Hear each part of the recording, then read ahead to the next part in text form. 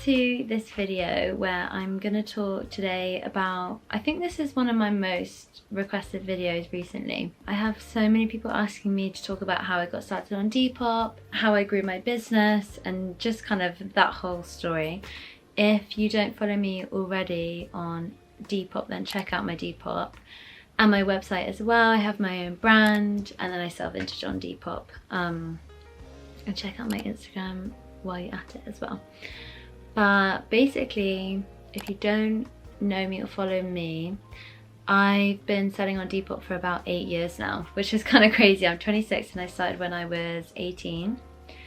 And it's been such a ride, and it's been crazy to have people who have followed me since the beginning and have been wearing my design since the very first design and all that stuff. So I thought now is a good time. Like, I'm 26, I'm in my reflective era, self-reflective era, and I'm just thinking about everything, I guess, and where I am and how grateful I am to be where I am. So what a good time to tell you guys how I got started. Hopefully give you some helpful tips on how to start your own business if that's something that you're interested in. And I feel like some of the people watching this video will be starting their own businesses or have already started, and then some people are probably just interested in like who's behind the brand or the clothes or whatever. So in preparation for this video I went through my camera roll and it made me so emotional, but I thought it'd be good to annotate like what I'm saying with some images as well, and it made me in my feels because it has been such a crazy journey. And like, to see it visually, it's really surreal, like all my different studios and everything like that. It's really crazy. So yeah, I got some cute pics incoming for you guys as well, including like samples of my first ever design, what my old Depop photos used to look like, which we're going to briefly talk about and then move on from, because guys, those pics were not good at all. Yeah, so I downloaded the app, Depop app, in sixth form. But I wasn't really selling on there until first year of uni, which was 2015. And your girl was 18. She just moved to London to go to UCL, to uni. And I studied French and Italian, which is like kind of completely unrelated to fashion, but also kind of useful, as you'll see. Yeah, I've always been like really into clothes and really into vintage. And I always used to sell my old stuff. So like me, my mum and my sister, we'd always sell our old stuff on eBay and use that money to buy new stuff and have like a circular wardrobe anyway. And I was always really into selling stuff and making money from like a young age, and I think clothes just felt like the right way to do it. But I never at any point like decided that this was what I was gonna do until like much later. So when I started selling on Depop, to be honest, I was just buying too many clothes for myself, which nothing's changed really.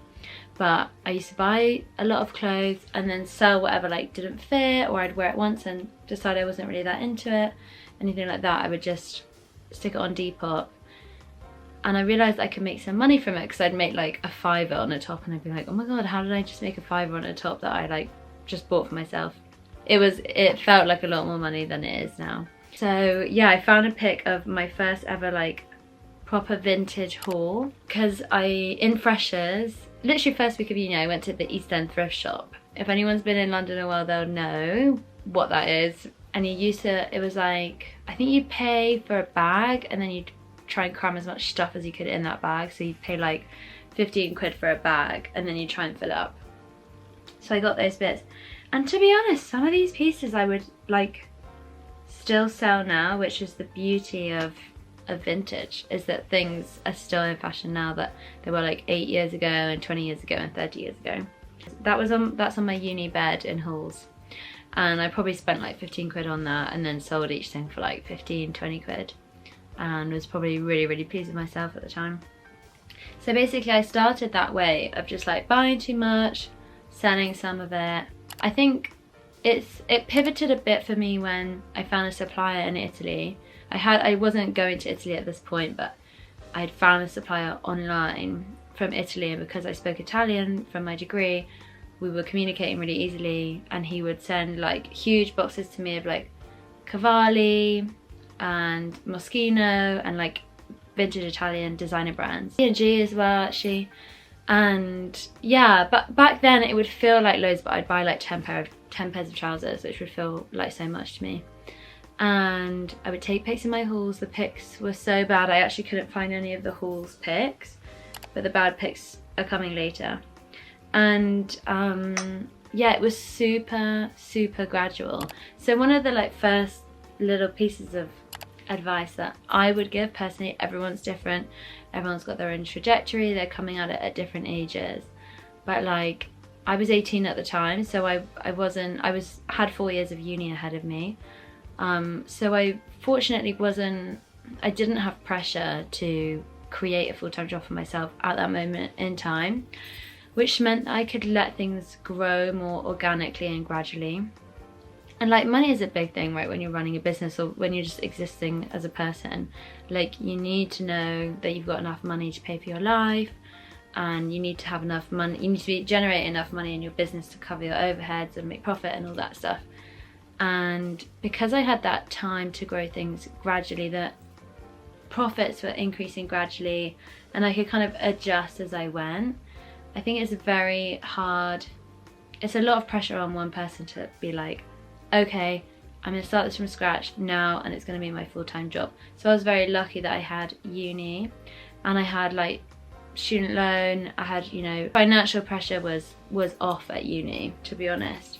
And I'm very grateful for uni because it gave me that time and that privilege of not having too much financial pressure. For me, the organic slow growth worked really well. Like, it's been 8 years of me selling on Depop and I'm where I'm now. I'm not going to say that it's going to take 8 years for everyone. You could definitely do it quicker. And like the climate's completely different now on Depop and the resale market and everything. Like at the time, a lot of people were into vintage, but nowhere near the amount of people that are now. So the market's really different in that way, which is really helpful. But yeah, slow and gradual growth worked really well for me. It was very reassuring. It gives you more experience. Like looking back, I've seen like ups and downs. I can figure out what went wrong, like all of those things. Where if you've only had a year in the game, it's more difficult. So if you're going full time, like immediately, that's just a lot of pressure. But anyway, that was first year of uni.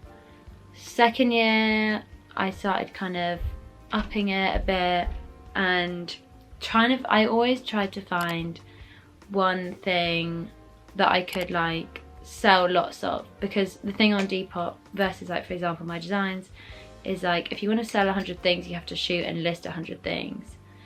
If you can find like a dead stock item, or for example my designs or something like that, that you shoot and list once and you sell 100, in terms of time efficiency, that is a huge win. So I always tried to find one thing, and I've got some examples of my one thing. One of the first ones was these camo trousers that I found in Greece. So whenever I went abroad, I would always like obviously be sourcing, but it was just shopping really, but yeah, like sourcing, I guess. And I was in Greece one summer, that would have been the summer of first year, and I found these camo trousers and I managed to get like 10 pairs from this guy. They weren't vintage actually, and I listed them in Greece on holiday, sold them all, brought them back and packaged them. And it's just like, when I think about little things like that, like, you know, my friend Aggie helped me shoot them like at my house in Greece because my dad's Greek, and I think back to those times, I'm like, it's just so cute, like, and surreal. I don't know, it's just crazy to look back on it. And also like selling 10 pairs at the time felt crazy to me. It was so exciting. But then in second year, these fishnet tops are one of the things that I was selling loads of. If you guys have been on Depop for a while, you'll remember these. These had a chokehold on Depop. The fishnet tops and the camo trousers. They weren't vintage either. But it was a good way of making money, of just having lots of something that I could ship out. So at this point, second year, I was taking pics in my uni bedroom, experimenting with different photography styles. I borrowed my friend's camera at one point, but ultimately I was always doing iPhone. But okay, these are some of the most incriminating photos that I could find. It's like, it's a bit painful, but also like who cares, because I was selling so much at the time. People clearly didn't care. Like I think people's kind of expectation of sellers was so low in terms of like polished imagery that it was fine. But so the one that really killed me off was the mirror, where you can see the mirror's like this big. Like I think I spent like £10 on that mirror. I should have just spent £50 and got a wider one. But anyway, we moved. But that was what I was working with, photography wise. And I'd shoot in my bedroom. And because I did a languages degree, I didn't have that many contact hours, so I had a lot of time, which is again why uni was such a privilege in, you know, in terms of my business, like having that time that I could spend working. And like if I'd had a full-time job, I just wouldn't have been able to spend that time doing this. But yeah, I would like shoot a big drop, list it. I can't even remember what a big drop would be back then.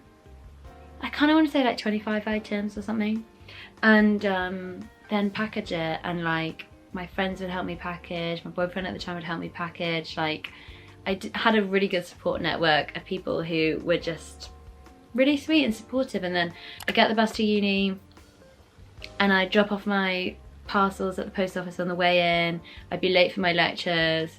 My mum, I have to give a huge shout out to my mum. She would help me with depop messages, and I had to teach her how to speak like someone my age, because she was sending full stops, and I was like, you can't send people full stops. And I'm like, they're gonna think that you're like, and I'm annoyed at them, they're gonna think I'm bitchy. So I had to teach her, and she would help me. She'd be like, hey babe, like we're gonna ship this tomorrow, like thanks so much for your order. It was so funny. But yeah, I really had a network of people around me who were really supportive, and that helped so much, because at the time it didn't really feel like a job, to be honest, because I was enjoying it so much, but I was spending a lot of time on it. And uni was stressful at times, because like UCL is hard sometimes, and I had a lot of work, and I get stressed about exams and whatever. So to have people around me who would be like, no worries, I'll do messages for you today, like you go to the library and like revise, that was so helpful to me. Sometimes there will be people who copy your ideas. What I find, like what always keeps me calm and centered, is like, you're the one with the ideas, you'll have another one tomorrow. So like if someone is copying you, and I'm not talking like Shein, AliExpress, because that's a different situation, I have had that as well, and I don't think you should move on from your idea in that situation. But something like this, like I don't know, you're customizing something and then someone starts doing the same thing as you, I would just try and think of a new way of doing it, move on to something else, like come up with a new idea.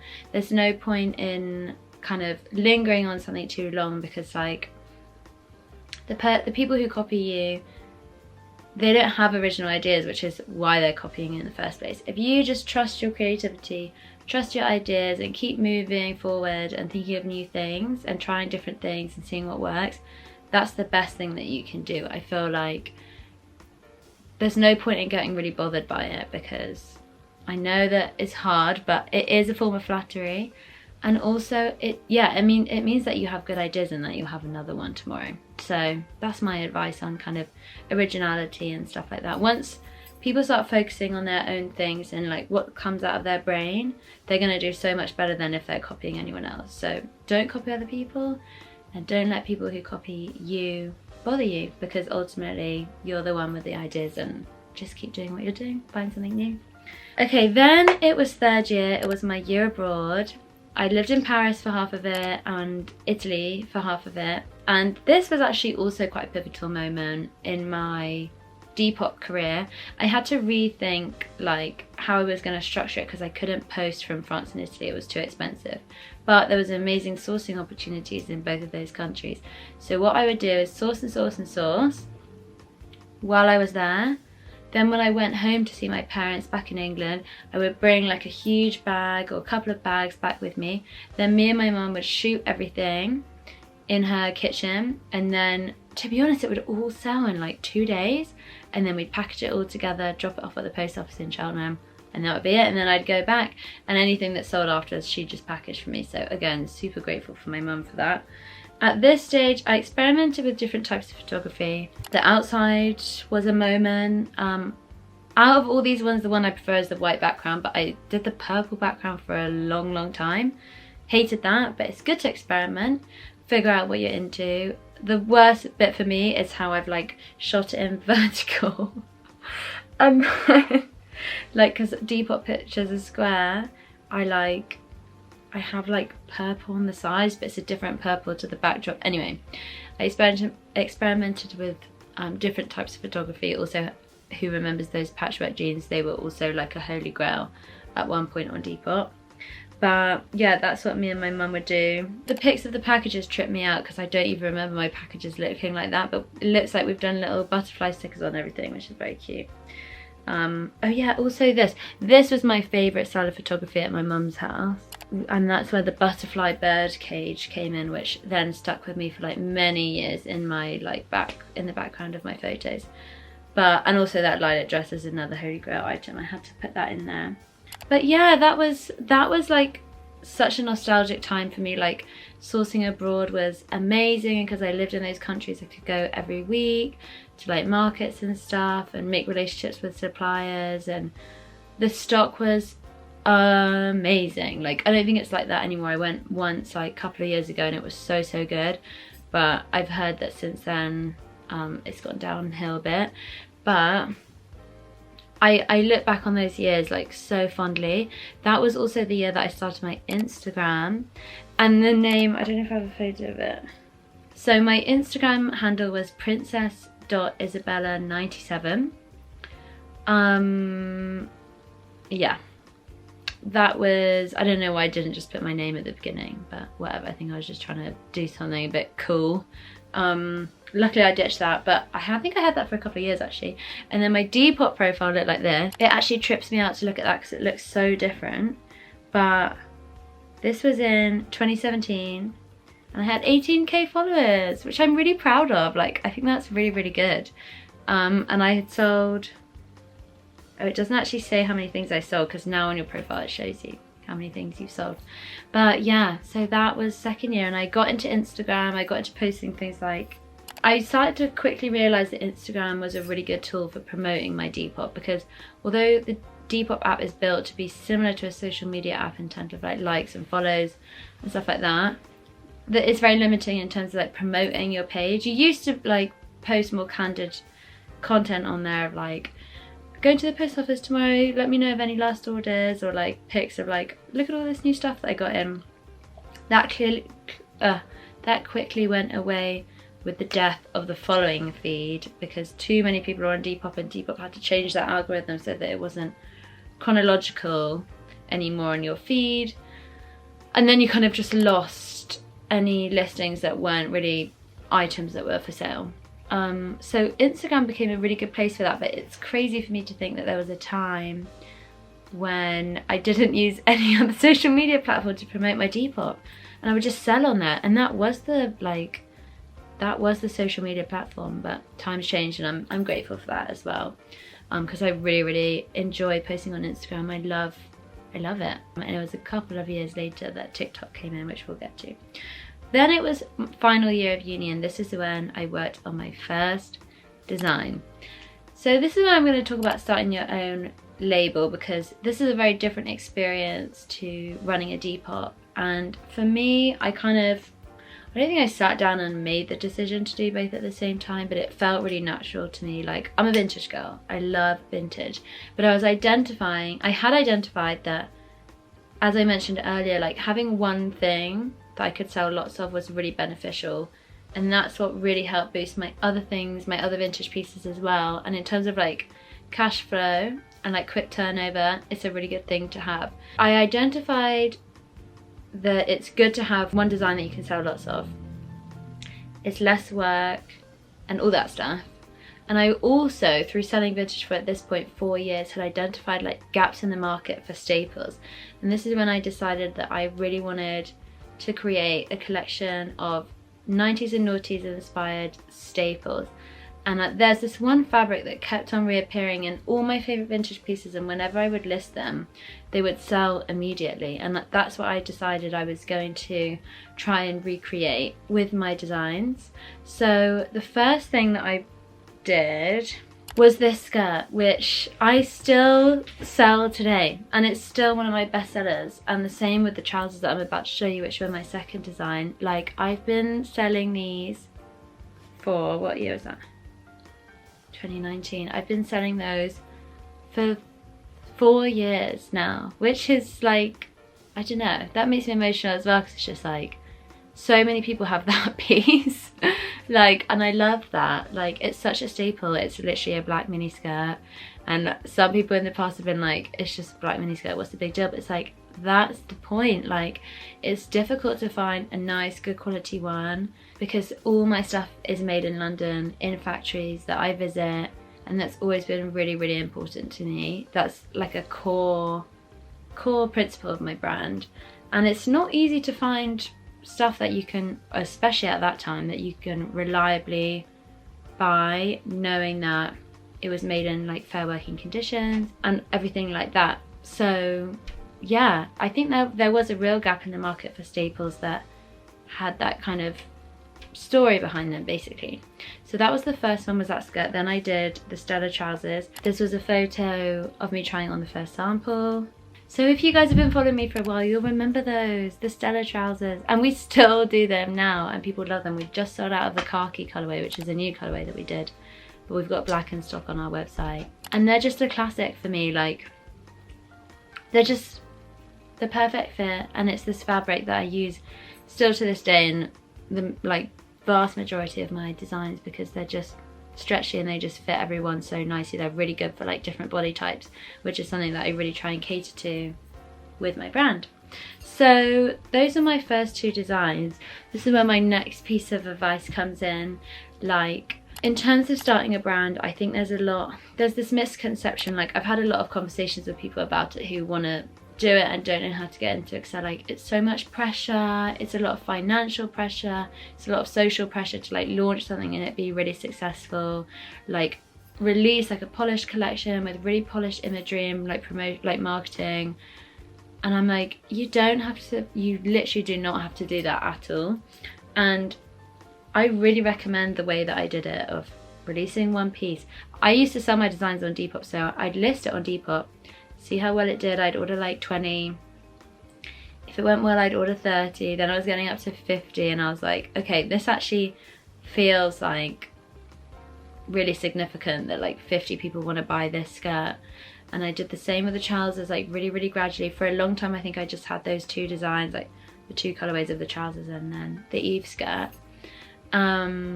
And it worked really well for me, because people could see the behind the scenes. I could be like, what length should I do, or do you like this button, or how should I do the zip? And people love to be involved in it. And then when the final product came out, they were really invested in it. They felt like they were a part of it. And I think that's such a beautiful thing to be able to do, because of, thank you to Instagram and TikTok now as well, and like any other platform that you use, like YouTube as well. Like, it's a really good way of doing it, and it takes the pressure off. I really feel like you shouldn't feel the pressure to kind of release a finished product or a finished collection. I think the biggest collection I've ever done is like 3 pieces, or like 2 pieces in 3 different colorways, and that's worked really well for me. So yeah, I would recommend considering that path. It also means that if you're, let's say you're already in a job right now, don't quit your job and then start working on your brand. Like, gradually start working on your brand, gradually release pieces whilst you're at your old job, and then when the time is right and you're feeling financially like confident enough, that's when you do it. Because I know a lot of people in lockdown kind of jumped the gun a bit, because we had all this time and whatever, and like a bit, I think a lot of people actually had a bit of more money than they do now in lockdown. So they were like, you know, I can do this full time. And then like after lockdown, they realized actually real life is quite different. And maybe I wasn't in the position that I thought I was in terms of my business during lockdown. Because it is a huge commitment, and it is scary. Like, especially once you get employees and your overheads get bigger with studios and all of that stuff. So yeah, the gradual method, I recommend it. So after those designs, I did my first pop-up ever in Bristol. It wasn't a huge success. I didn't organise it myself. It was a Depop organised one, and it wasn't the way that I do things now. But it was a huge learning experience. I remember wanting to cry on the way back with my mum, because I was like, that was such a fail, like it didn't work at all. And I'm glad that I stuck with it, and now pop-ups are one of like the biggest things that I do, because it's such a great way to like meet your community. And honestly, the best thing I think for me and for customers is for people to be able to try stuff on. Like seeing the girls in my pieces makes me so emotional every time, because first of all, everyone looks insane, they look so beautiful. And second of all, I just think building that relationship between you, your customer, and the clothes all together, like in real life, is amazing. So then at the end of final year, people, like, as people do, like, you know, when you go home and you're talking to family and family friends and whatever, and people are like, what are you gonna do? And I'm like, God, I literally don't know. I'd applied for a couple of jobs in fashion as a buyer, because I really enjoyed buying for my own shop, and that's what I thought buying was, but it's really not the same situation at all. And I didn't get any of those jobs because I didn't have experience, because I hadn't done internships and stuff. When in reality I had loads of experience running my own business, but that's what they weren't accepting at the time. So I had a think, spoke to my mum, spoke to my boyfriend at the time. Everyone was like, you should just do this. And I was really scared about it, because I didn't know how much money I'd be making, like if I did it full time.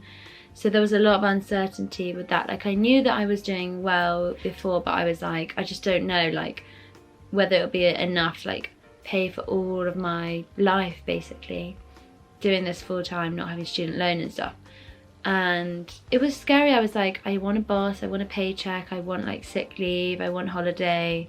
And my mum was like, no. I understand if you do actually want those things, but I don't think that you do. I think you just want the security of that.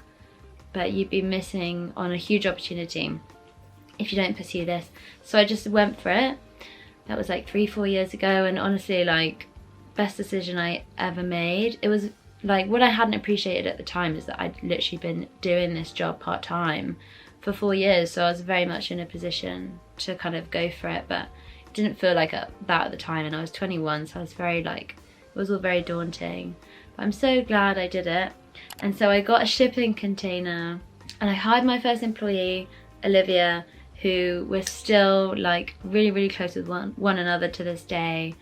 And that was when I realized that like meeting people through work is like one of the like most amazing things about it. And she would come to my flat in East and package in my sitting room, and I would like drive to my shipping container in the morning, make the piles of stuff to package, bring it back, and then she'd package it. At this point we were still selling my designs on Depop, and like we would literally sell so much, and I was so happy. We would literally sell all of these and send them out, and yeah, she was coming like 3 times a week, maybe for like an hour each time. And then I think she started doing Depop messages a bit then as well. And I would be in my bedroom shooting all day, and she'd be packaging, and we'd listen to Hot Pink by Doja Cat. That was called, that album. And just like gossip all day. And I look back on that time like very fondly.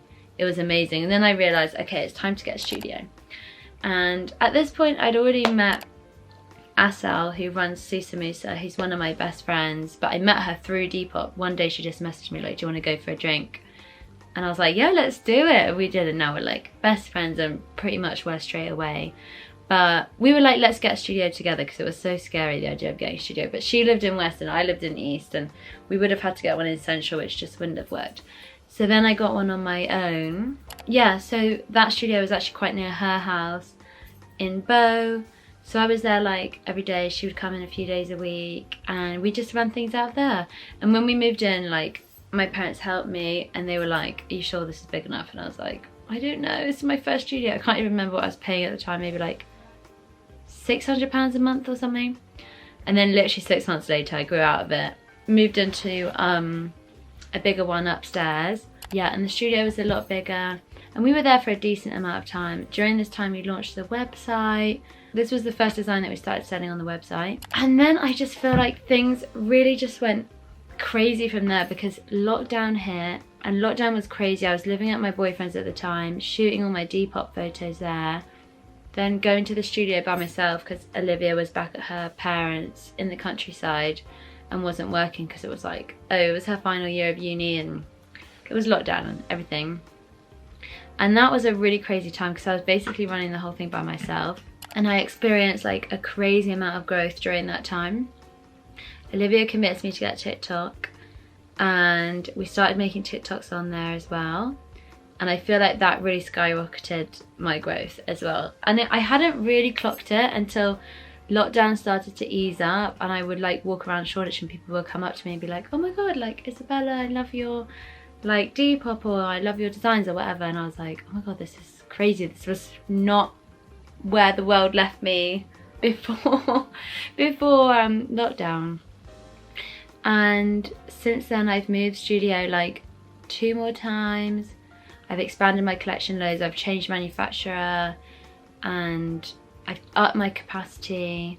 And I now have a team of 3 other women that work with me who are all amazing. I have an operations manager, a graphic designer, my beautiful buyer Mia, who I love so much, who I don't have pictures with her from the beginning because I was a lot more private about her, but now she's like a full-time employee of mine, and we show ourselves like together all the time on our wholesale account because she now heads my wholesale side of the business where I supply vintage to resellers.